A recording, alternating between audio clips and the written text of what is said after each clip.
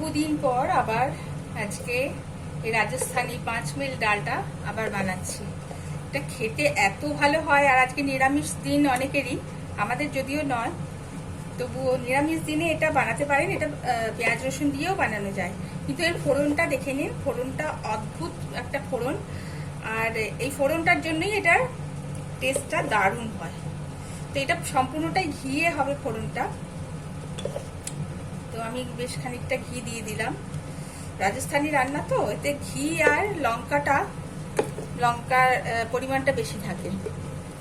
আচ্ছা, এর জন্য আমি ওই বাজারে পাওয়া যায় 5 মিশলি ডাল, 5 রকম ডাল থাকে তাতে। মুগ, মসুর, ছোলার ডাল, হাফ ভাঙা যে খোসা শুদ্ধ কলাইয়ের ডাল, অড়হর ডাল। আর দেবো এবার আমি 2টো শুকনো লঙ্কা গোটা দিয়ে দিলাম। হিং দেবো বেশ খানিকটা, এটাও মেইন ইনগ্রেডিয়েন্ট রাজস্থানি রান্নার। দেবো জিরে। আমি কোটাতে মেয়েকে নিয়ে যখন ছিলাম, এত ভালো ওদের টেস্ট হতো। বিনা পেঁয়াজ রসুনে ওরা রান্না করে, ওরা একদমই পেঁয়াজ রসুন খায় না, খেতে এত ভালো হতো। আচ্ছা, এর মধ্যে একটু ডালের মধ্যে হলুদ দিয়েছিলাম, এর মধ্যে একটু হলুদ দিয়ে দিলাম।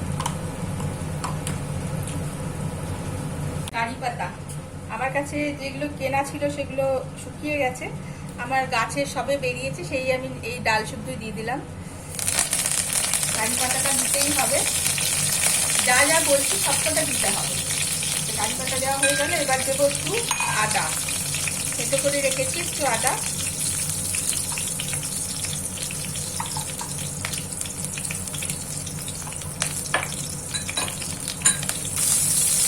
দারুণ খেতে হয়, একবার অবশ্যই বানিয়ে দেখবেন।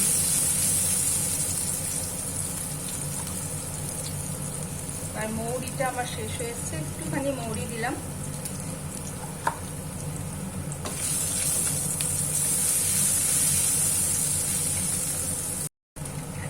আচ্ছা, দেবো কাশ্মীরি লঙ্কার গুঁড়ো রঙের জন্য, এটা ঝাল নয় একদমই।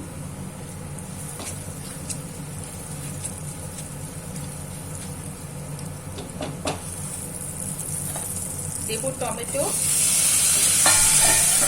এর সাথে একটুখানি চিনি দিয়ে দিলাম, যেহেতু আমরা বাঙালি। একটুখানি চিনি দিয়ে দিলাম যাতে টমেটোর টেস্টটা ঠিক থাকে।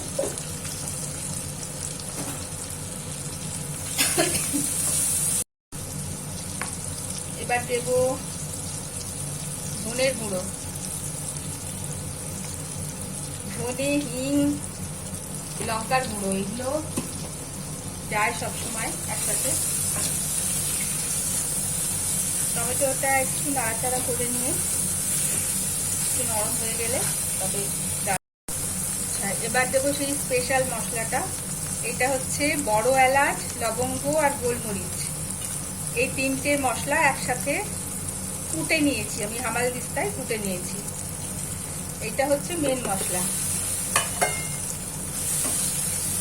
হয়ে গেল। এবার সবই মেন বলা যায়, কারণ কোনোটা ছাড়া কোনোটা দিলে, মানে সবকটাই না দিলে, একটা না দিলেই সেই টেস্টটা আসবে না। ডালটা আমি সেদ্ধ করে রেখেছিলাম। ডালটা কিন্তু বেশ ঘন্টা 2 ভিজিয়ে রাখতে হবে, কারণ এর মধ্যে ছোলার ডাল আছে, না হলে এটা সেদ্ধ হবে না। এটা একটু ফুটে উঠলেই রেডি হয়ে যাবে রাজস্থানি 5 মিল ডাল। এটা ফুটে উঠেছে, এটা বেশ গাঢ় গাঢ় হয়। যতটা ডাল তার থেকে 3 গুণ জল দিয়ে এটাকে সেদ্ধ করতে হবে, একটু নুন হলুদ দিয়ে। ম্যাক্সিমাম 4টে বা 5টা, যার যেরকম কুকারের ক্যাপাসিটি সেই হিসেবে সিটি মারতে হবে, মানে হুইসেল দিতে হবে। চলো, রেডি, ডাল রেডি। এটা বেশ ঘন ঘন হয়, সেজন্য এটা রুটি দিয়েও পরোটা দিয়েও খাওয়া যায়। একবার অবশ্যই বানিয়ে দেখার অনুরোধ রইল।